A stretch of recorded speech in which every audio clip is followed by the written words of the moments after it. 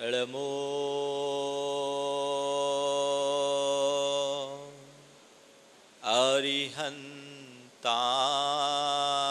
अरिहन्ताणम्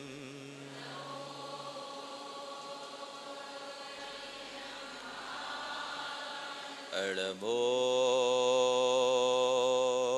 सिद्धाणम्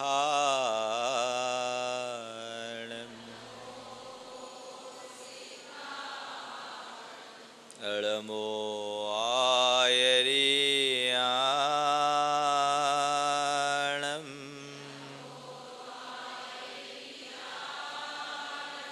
एळमो वज्झायानम्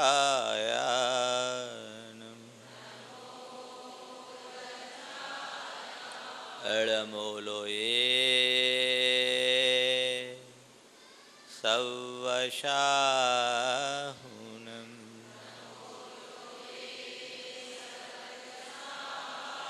एसो पंचिणमो यारो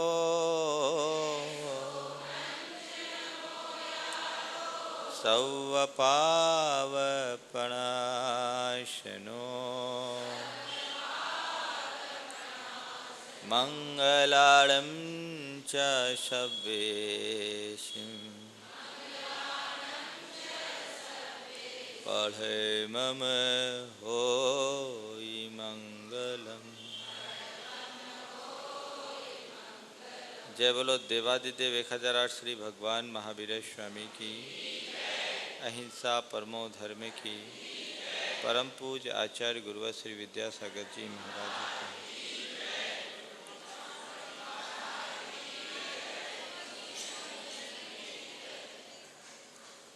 हम अपने जीवन को बेहतर और उन्नत बनाने के सूत्रों पर चर्चा कर रहे हैं।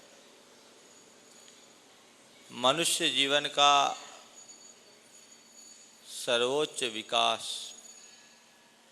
तीर्थंकरत्व के रूप में प्रकट होता है और तीर्थंकरत्व की उपलब्धि बिरले मनुष्यों को ही होती है। प्रत्येक काल चक्र में कुल 24 महान आत्माएं ऐसी होती है जो तीर्थंकरत्व जैसे गुण को प्रकट करने में समर्थ होती है। उस तीर्थंकरत्व को प्रदान करने वाले 16 कारण भावनाओं में आज तीसरी भावना है निरतिचार, शील और व्रत का पालन। विश्व कल्याण की भावना से ओतप्रोत विनयी व्यक्ति अपने जीवन के उत्थान में व्रत संयम को अंगीकार करता है। मनुष्य जीवन की सार्थकता व्रतों के आचरण में। हमारा जीवन है और जीवन में अनेक प्रकार की दुर्बलताएं जिनसे ग्रसित होकर के हमारा चित्त अशांत होता है, उद्विग्न होता है, जीवन में असंतुलन आता है। हम राग द्वेष के चक्कर में फंसते हैं, कर्म का बंधन होता है और हम इस संसार में भटकते रह जाते हैं। उन दुर्बलताओं को दूर करना आध्यात्मिक साधना की सबसे पहली आवश्यकता है। हमारे जीवन की जो हमारी दुर्बलताएं हैं, जिसे हम मानवीय दुर्बलता भी कह सकते हैं, काम, क्रोध, लोभ, मोह, राग, द्वेष, ईर्ष्या, घृणा, विद्वेष, वैमनस्य आदि के जो भाव हैं, जिनके कारण हमारी प्रवृत्ति पापात्मक कार्यों में होती है, जिनसे हम पापाचरण की ओर प्रवृत्त होते हैं, ये सारी दुर्बलताएं हैं जो हमारी चित्त को और चेतना को अंदर से खोखली कर डालती है। चैतन्य के मजबूती के लिए, आत्मा के उत्थान के लिए इन दुर्बलताओं को दूर करना बहुत जरूरी है। और दुर्बलताओं को नियंत्रित करने के लिए हमारी संस्कृति में व्रतों की आराधना करने की प्रेरणा दी गई और ये कहा गया कि अपने जीवन में व्रत और संयम को अंगीकार करो और उसका निर्बाध रूप से पालन करो। पापों के प्रतिज्ञापूर्वक त्याग का नाम व्रत कहलाता है और व्रत की रक्षा का नाम शील कहलाता है। बद परिरक्षणम शीलम, व्रत की रक्षा के कारणभूत सामग्री का आलंबन लेना ये शील है। पाप की प्रवृत्ति को अंकुश में रखना, पापात्मक प्रवृत्तियों को नियंत्रित करना व्रत है। और व्रत की रक्षा में शील सहायक होते हैं। संत कहते हैं पहले व्रत का आचरण करो और फिर तुम इतने सावधान रहो कि तुम्हारे व्रतों में कहीं से किसी तरह से कमी ना आ जाए। उनसे अपने आप को बचाने की कोशिश करो। इसलिए सुशील बनो, शील और व्रत का आचरण करो। वस्तुतः पाप संस्कार से हमारे जीवन में पलते आ रहे हैं। इनके लिए हमें कहीं से प्रशिक्षण लेने की आवश्यकता नहीं पड़ती। जन्म जन्मांतरों के संस्कार ऐसे हैं कि हमारे मन की, हमारी वाणी की और हमारी शरीर की जो प्रवृत्तियां हैं वो पाप के कार्यों में सहज आगे बढ़ जाती है। उस पर नियंत्रण लाना हमारे लिए सबसे बड़ी जरूरत है।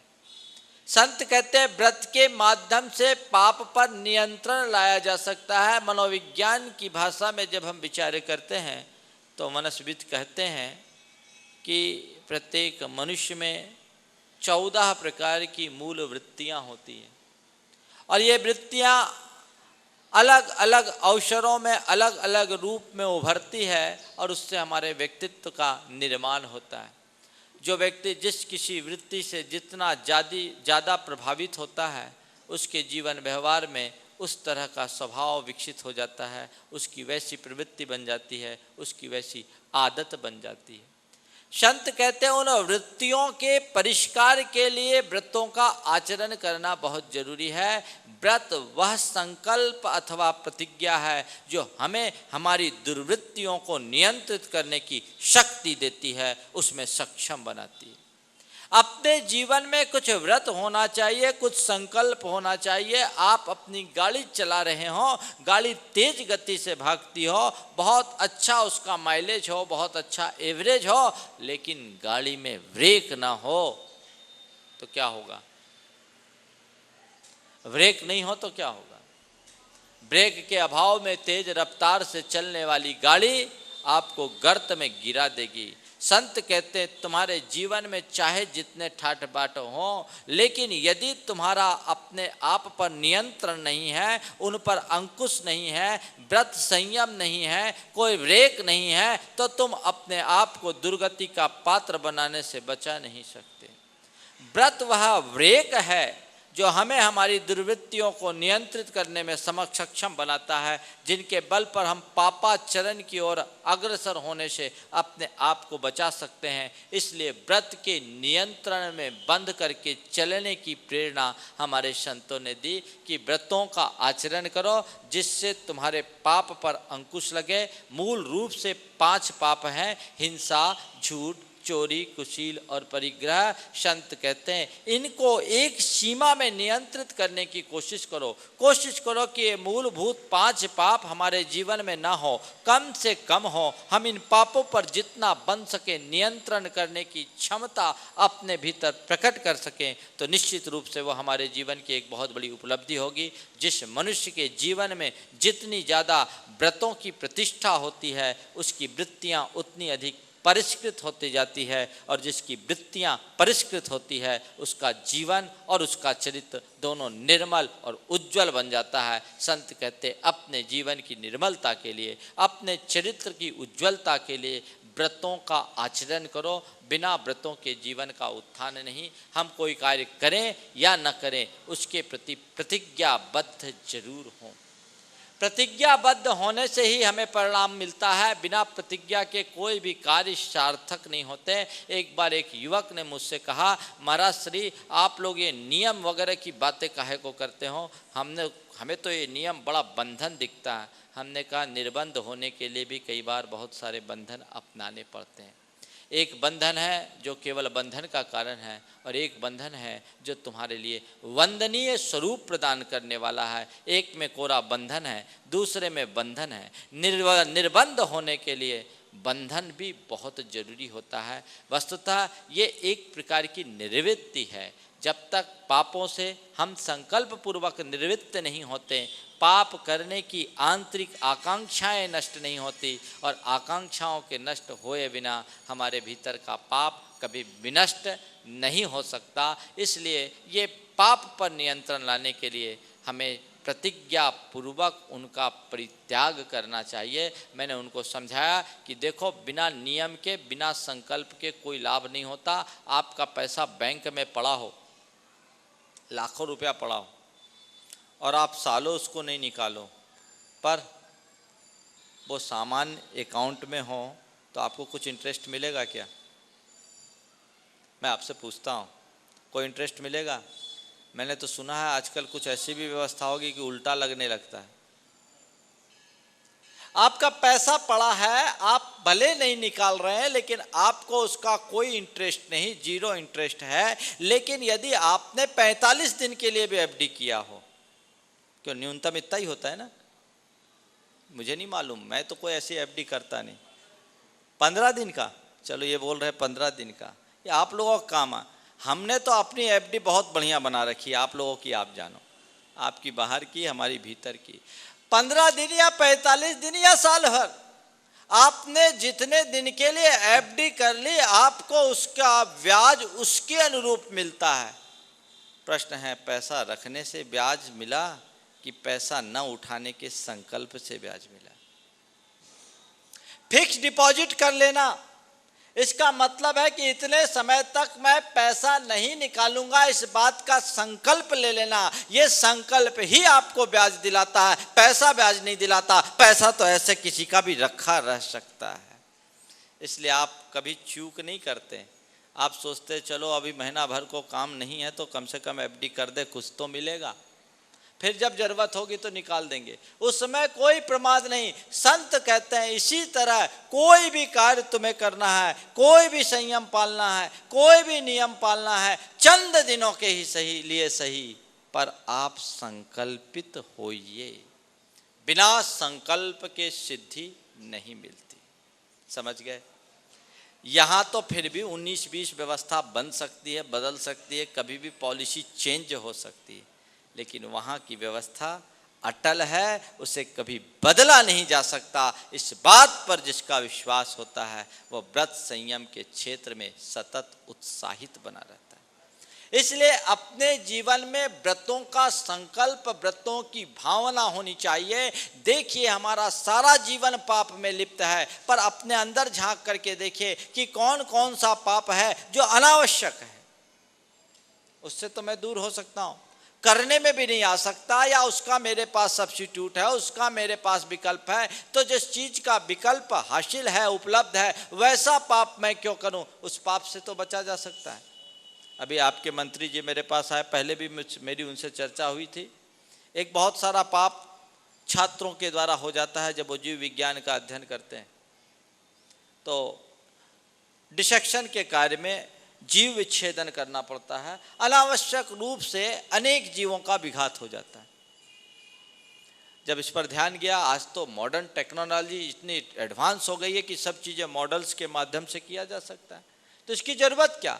छात्रों को जीव विज्ञान सीखना बहुत जरूरी है, और सीखने के पाठ्यक्रम में वो एक अंग है, लेकिन वो एक आवश्यक अंग नहीं है। उसका जब सब्स्टिट्यूट है, मॉडल्स के माध्यम से जब ये सब कुछ किया जा सकता है, तो इस अनावश्यक हिंसा को बढ़ावा क्यों दिया जाए? मैंने पिछली बार इनसे चर्चा की थी और मैंने कहा था कि कई प्रदेशों में इस पर प्रतिबंध लगा दिया गया है। कई मध्य प्रदेश, हरियाणा, राजस्थान, गुजरात, दिल्ली, उत्तर प्रदेश और अन्य केरल जैसे प्रदेशों में भी इस पर प्रतिबंध लगा है। बिहार में भी प्रतिबंध लगना चाहिए। पिछले दिनों जब मैं झारखंड में था, रांची के शिक्षा मंत्री से मैंने कहा तो झारखंड में भी प्रतिबंध लग गया। मैंने इनसे कहा था कि यहाँ भी प्रतिबंध लगे तो बहुत अच्छा है, उसके पेपर्स आपको उपलब्ध कराएंगे। आज वो आए और मुझसे पहले ही पूछे, महाराज वो पेपर्स आ गए क्या? वो मैंने उनको एक जिम्मा सौंपा है ताकि आने वाली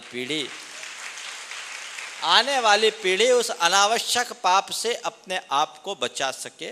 और आज ये बहुत सहज कार्य है, यह काम हो सकता है। दरभंगा यूनिवर्सिटी में ये रोक लगा दी गई है यूजीसी के निर्देश पर, तो पूरे प्रदेश में भी लगाई जा सकती है। इस बात पर विचार बहुत गंभीरता से करना है। हम हर स्तर पर देखें कि जो अनावश्यक पाप है उससे अपने आप को बचाएं। संकल्पित हों। छोटे छोटे नियम भी आपके लिए बहुत बड़े काम करा देते हैं। कई लोग सोचते हैं अरे नियम लेंगे तो बंध जाएंगे। अरे बंध जाएंगे, थोड़ी देर के लिए बंधन लगेगा, लेकिन इसके बाद ये बंधन तुम्हारे लिए बहुत बड़ी आज़ादी का आधार बन जाएगा।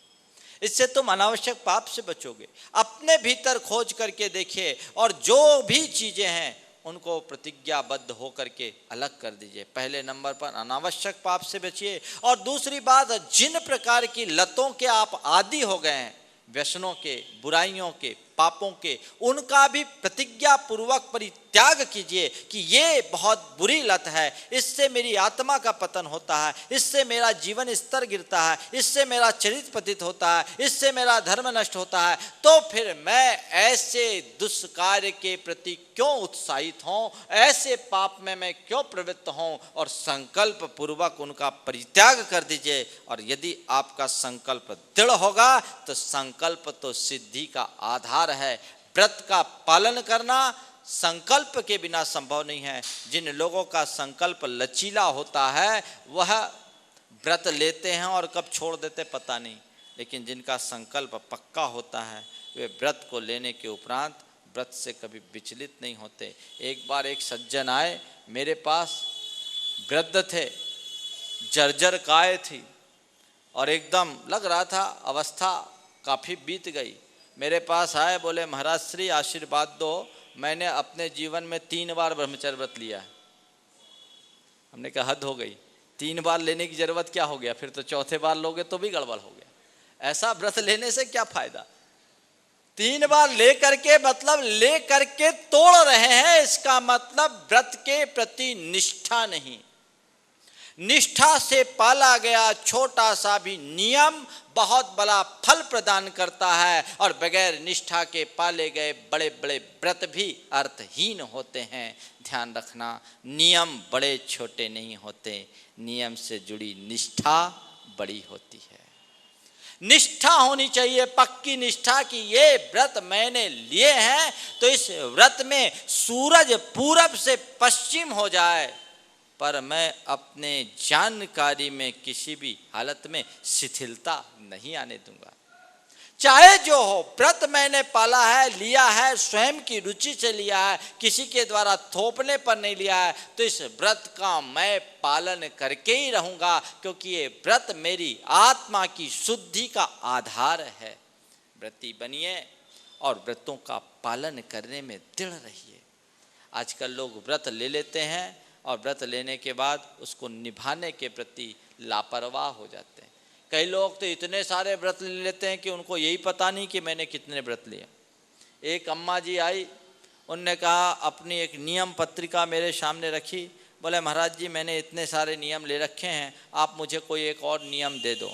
मैंने देखा तो लगभग 400-450 नियम थे। मैं पढ़ने में भी ऊब गया। मैंने ऐसे ही पढ़ना पलटाए तो 8-10 पन्ने थे। मैंने कहा अम्मा एक काम करो, तुम एक ही नियम ले लो कि रोज इन नियमों को देखेंगे कि मेरे कितने नियम ले रहे हैं, लेकिन यही पता नहीं कि नियम क्या है। नहीं, नियम लीजिए, निष्ठा से लीजिए और उसका निष्ठा से निर्वाह कीजिए। नियमों में किसी प्रकार की शिथिलता उत्पन्न मत होने दीजिए। यदि नियमों में शिथिलता आएगी तो नियमों का मजा नहीं। एक बात ध्यान रखना, बिना नियमों के जीवन का मजा नहीं और निष्ठा के बिना नियम का मजा नहीं। जीवन के लिए अगर आपको आगे बढ़ाना है तो नियम के बंधन में बंधना तो जरूरी है। एक छोटा सा खेल खेलते हैं तो खेल का मजा भी तभी होता है जब खेल के नियमों का पालन होता है। नियमों की उपेक्षा कर दी जाए तो खेल का मजा ही खत्म हो जाता है। तो बिना नियम के खेल का मजा नहीं। तो संत कहते हैं some rules are necessary for the game of the life. छोटे से खेल के लिए जैसे नियम जरूरी है, वैसे इस जीवन के महाखेल के लिए भी नियम जरूरी है। जो नियमों के प्रवाह में बंधा रहता है वो जिंदगी के खेल को आनंद से खेल पाता है, पूरा मजा लेने का सौभाग्य पाता है। और जो नियमों से मुक्त हो जाता है, उस व्यक्ति के जीवन में कोई रस उत्पन्न नहीं होता, उसके जीवन में कोई मज़ा नहीं आता। इसलिए नियम लीजिए, निष्ठापूर्वक निभाइए। आप लोग कई तरह के नियम लेते हैं और नियम लेते हैं, उधर टूटने में कोई फ़र्क नहीं पड़ता। हाँ हाँ ठीक है, नियम लिया है तो हमारा तो चलता है। एक बार ऐसा हुआ, एक आदमी एक पंगत में पहुंचा। अब पंगत में पहुंचा तो उसके आलू का त्याग था। संयोग से पंगत में जितनी भी चीज़ें बनी थी सब आलू की बनी। बड़ी मुश्किल में पड़ गया, सामने वाला बड़ा मुश्किल में पड़ गया कि अब क्या खिलाया जाए। उसने एक रास्ता निकाला, बोले देखो मेरा आलू का त्याग है, झोल का त्याग नहीं है। आलू के झोल का त्याग नहीं है, तुम एक काम कर लेना, झोल झोल दे देना, हमारा काम बन जाए।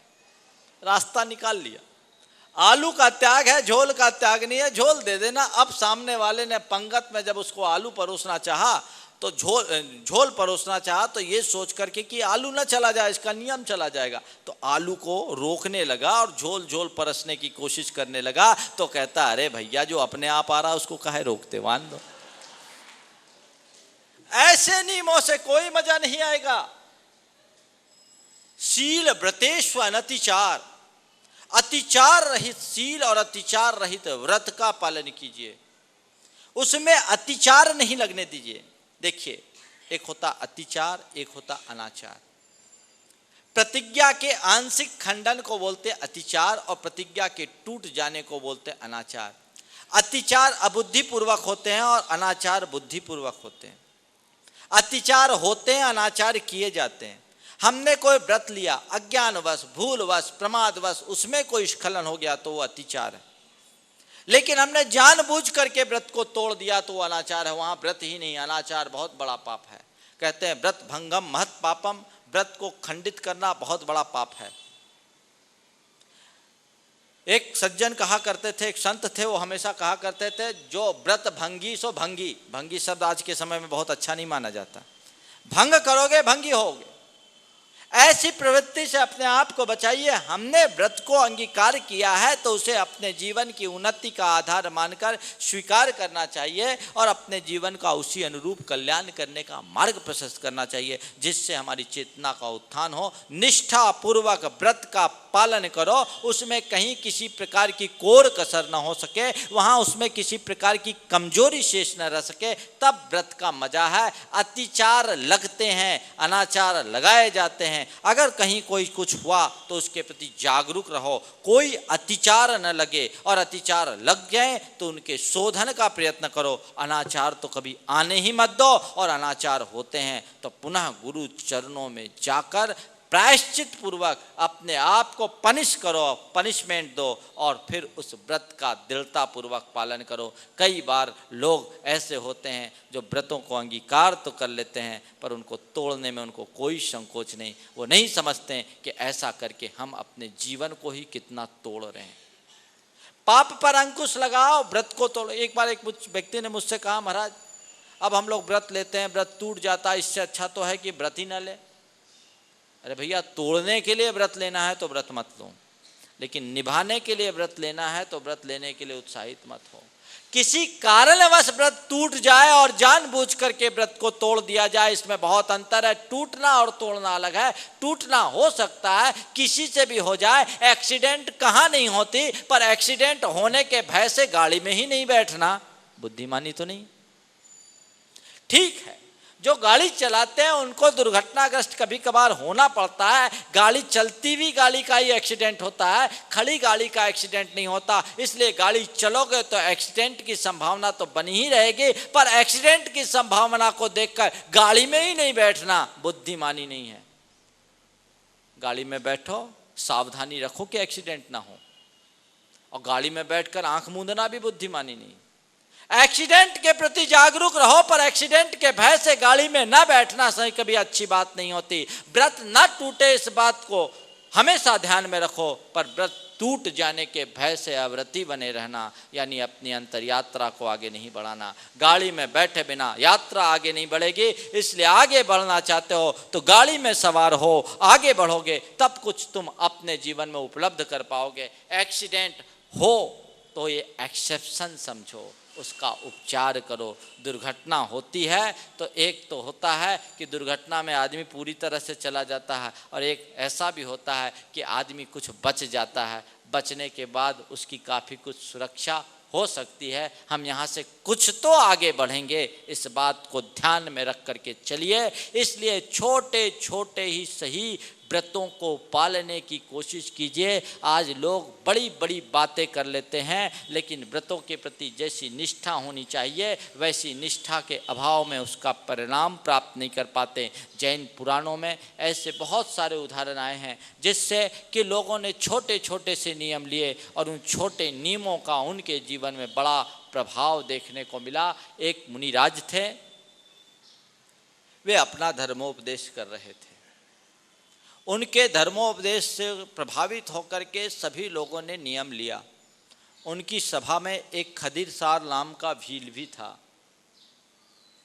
उस भील ने भी उनके प्रवचन को सुना, लेकिन उसका हृदय भी भींगा, पर वह किसी भी प्रकार के पाप को त्यागने में समर्थ नहीं हो सका।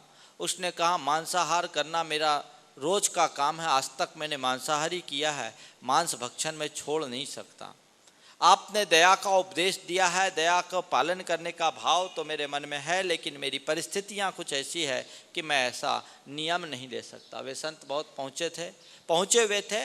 उनने उससे कहा, अच्छा एक काम करो, तुम मांस खाते हो? हाँ। बिना मांस के नहीं रह सकते? नहीं रह सकते। बोले तुम चाहो तो एक नियम ले सकते हो। बोले क्या? बोले तुम सब प्राणियों का मांस खाते हो? बोले प्राय सबका खाते। अच्छा, कौवे का मांस कभी खाया? नहीं, कौवे का मांस मैंने कभी नहीं खाया। बोले एक काम करो, कौवे का मांस कभी खाते नहीं, कौवे का मांस खाने की तुम्हारी इच्छा नहीं, तो एक काम करो, कौवे के मांस का परित्याग कर दो। उसने सोचा कि कौवे का मांस छोड़ने में क्या दिक्कत, जिस चीज़ को कभी खाया नहीं, कभी खाने की इच्छा नहीं, जिससे कभी वास्ता ही नहीं पड़ा, उसको छोड़ने में क्या हर्ज है। और उन संत के उपदेश को सुनकर उसने कौवे के मांस का आजीवन परित्याग कर दिया। कहते हैं व्रत लेने पर परीक्षा होती है, सतियों की ही परीक्षा होती है, वेश्याओं की नहीं। कसौटी पर सोने को कसा जाता है, लोहे को नहीं। इसलिए परीक्षा से कभी घबराना नहीं। अब उसके साथ ऐसी गंभीर स्थिति हुई कि वो एकदम गंभीर रूप से बीमार हो गया और उसकी बीमारी दिन प्रतिदिन बढ़ते गई। वैद्य को जब दिखाया गया तो वैद्य ने उसे जो औषधि बताई वो कहा कि इसे कौवे के मांस के साथ दिया जाए। जब उसने सुना तो उस भील ने कहा, मैंने गुरु को एक ही वचन दिया है जीवन में, मैं मर जाना पसंद करूंगा, पर कौवे के मांस खाकर जिंदा रहना मुझे स्वीकार नहीं है। मैं मरना पसंद करूंगा, पर कौवे का मांस खाकर के मैं जिंदा रहना नहीं चाहता। ये शरीर तो ऐसे ही नष्ट होना है, आज नहीं कल नष्ट होगा, कल होता है तो आज हो जाए, लेकिन मैंने जो प्रतिज्ञा ली है उससे मैं टस से मस नहीं होऊंगा। उसके स्वास्थ्य का समाचार उसके सारे रिश्तेदारों के यहाँ पहुंच गया था। सब लोग उससे मिलने जुलने के लिए आए हुए थे। उसका साला जंगल से गुजर रहा था तो देखता क्या है, रास्ते में वन देवी रो रही। उसने वन देवी से पूछा कि तुम क्यों रो रही हो? उसने कहा, क्या बताऊं, ये खदीरसार भील जिसने कौवे का मांस त्यागा है, उसके परिवार और परिजन के लोग उस पर दबाव डाल रहे हैं। वो मांस के त्याग के कारण मेरा होने वाला पति था। कौवे के मांस के त्याग से उसने ऐसा पुण्य कमाया कि वो मेरा पति होने वाला था, लेकिन लोग उस पर दबाव डाल रहे हैं, कहीं लोगों के दबाव में आकर वो मांस ना खा ले, नहीं तो फिर वो मांस खाएगा तो नरक जाएगा, मेरा पति नहीं हो पाएगा, मैं इसलिए रो रही हूँ। उसके साले ने ये सुना तो सारा वाकया जाकर के खदीर साल को सुना दिया। वो तो अपने आप में दृढ़ पहले से था ही। जब ये बात सुना तो उसने कहा, अरे मुझ जैसे पापी के द्वारा केवल एक नियम लेने का ये परिणाम कि मुझ जैसा दैत्य भी देवता बन रहा है, तो फिर मुझे जब एक प्रकार के मांस खाने का ये त्यागने का ये परिणाम, तो सब प्रकार के मांस को त्यागूंगा तो उसका क्या परिणाम होगा? जब मुझे मरना ही है तो क्यों न मैं सब कुछ त्याग करके मरूं। और उसने प्रतिज्ञा कर ली कि अब मैं मांसाहार का ही त्याग करूंगा। उसने प्रतिज्ञा कर ली कि मैं मांसाहार का ही त्याग करूंगा। और जैसी मांसाहार का त्याग किया, थोड़ी देर बाद शरीर का अंत तो एक दिन होना ही है, उसका प्राणांत हुआ। और उसका अंतिम संस्कार करके जब सारा लौट रहा था तो देखा कि वो देवी फिर से रो रही थी। पूछा क्यों रो रही हो? बोले क्या बताऊं, पहले तो मैं इसलिए रो रही थी कि वो मेरा होने वाला पति था, नरक न चले जाए, पर उसने सब प्रकार का मांस त्याग दिया तो जिसे वन देवता होना था वो देवों का सम्राट बन गया है, बहुत बड़ा देव बन गया, अब वो मेरा पति नहीं हो सका, मैं केवल इसलिए रो रहा हूं। उच्च जाति का देव बन गया। ये है त्याग का परिणाम। बंधुओं, ये किसका फल है? महाराज फिर तो हम लोग कौवे के मांस का तो कभी नाम ही नहीं लेते हैं, हम लोगों के तो स्वर्ग में सीट सुरक्षित हो गई। ध्यान रखना, ऐसा करने से नहीं होगा। उसने भले एक ही नियम लिया, लेकिन प्राण जाने के मूल्य पर भी नियम में संशोधन स्वीकार नहीं किया। आप लोग नियम ले लेते हैं और थोड़ी सी परेशानी आती है तो हम लोगों के पास आते हैं और कहते हैं महाराज नियम में संशोधन कर दो। ऐसे शॉर्टकट्स निकालने वाले के जीवन का कभी उत्थान नहीं होगा। ये लोग तो जोड़ घटाव से चलते हैं। नियम संयम का मार्ग क्षत्रियों का मार्ग है, बनियों का मार्ग नहीं, जो जोड़ घटाव देख करके अप डाउन करते रहे। जब कुछ हुआ सो बदल दिया। अरे ले लिया तो ले लिया, प्राण जाए पर प्रण नहीं जाए, प्राण चले जाए पर प्रण नहीं जाए, ऐसी स्थिति अपने अंदर बननी चाहिए। किसी भी स्थिति में मैं अगर कोई नियम लिया हूं तो उस नियम को शिथिल नहीं होने दूंगा। व्रत पालन के प्रति जिस मनुष्य की ऐसी दृढ़ता होती है, उसकी आत्मा में असाधारण क्षमताएं विकसित होने लगती, वो अपने जीवन का उत्थान कर सकता है। इसलिए नियम लीजिए, नियमों को दृढ़ता पूर्वक निभाने का प्रयत्न कीजिए। ऐसे तो लोग रोज नियम लेते हैं और नियम लेकर के जब चाहे छोड़ देते हैं। कई बार बच्चे लोग नियम लेते हैं, माँ बाप आते हैं कहते हैं महाराज इनका नियम सुधरवा दो। नियम लेके तोड़ने का अंजाम क्या होता है मैं आपको बताऊं। चारित चक्रवर्ती शांति सागर जी महाराज के बिहार कराने के लिए सेठ गेंदनमल जी, राजमल जी झवेरी जो बॉम्बे वाले थे, वे संघपति बनकर के संपूर्ण भारत की यात्रा कराई। उन्होंने शांति सागर जी महाराज के प्रभाव में आकर परिग्रह परिमाण व्रत का नियम ले लिया था। जोहरी थे, इतनी बड़ी संघ की सेवा की और उनने परिग्रह परिमाण व्रत का नियम ले लिया। बाद में उनको एक सौदे में ज्यादा मुनाफा आ गया, सो लोभ जग गया। और कटनी में सन 1924 में वे कटनी में शांति सागर महाराज के पास पहुंचे और कहा महाराज हमारे नियम को संशोधित करा दो। महाराज ने समझाने का प्रयास किया कि लोभ में मत पड़ो, जो नियम लिया है वही तुम्हारे लिए पर्याप्त है और तुम्हारे पास जितना धन है तुम्हारी जिंदगी के गुजारे के लिए पर्याप्त है। नहीं महाराज अब तो हमसे नहीं चलेगा, आप तो हमारा नियम का संशोधन करा दो। जब शांति सागर जी महाराज से बार बार आग्रह किया तो महाराज ने कहा ठीक है भैया, तुम्हें ऐसी बात है तो आओ। उसके सिर पर 3 बार उल्टी पिच्छी घुमाई और कहा तुम्हारा नियम गया, अब नियम के बंधन से तुम टूट गए। उनने नियम उस समय तोड़ा और दूसरे ही दिन से रेट में इतनी गिरावट हुई कि उस दिन से जो डाउनफॉल हुआ वो परिवार कभी उठ नहीं पाया। बंधुओं, नियम तोड़ने का ये नतीजा होता है। ये घटना मुझे पंडित जगन मोहन लाल सिद्धांत शास्त्री ने सुनाई थी। जिस समय ये उल्टी पीछी घुमाई गई थी उस समय पंडित जी वहीं उपस्थित थे। इसलिए नियमों को लेकर के कभी तुम लोग मुकरना मत। कई बार लोग दान बोल देते हैं, बोलते हमने थोड़ी बोला था।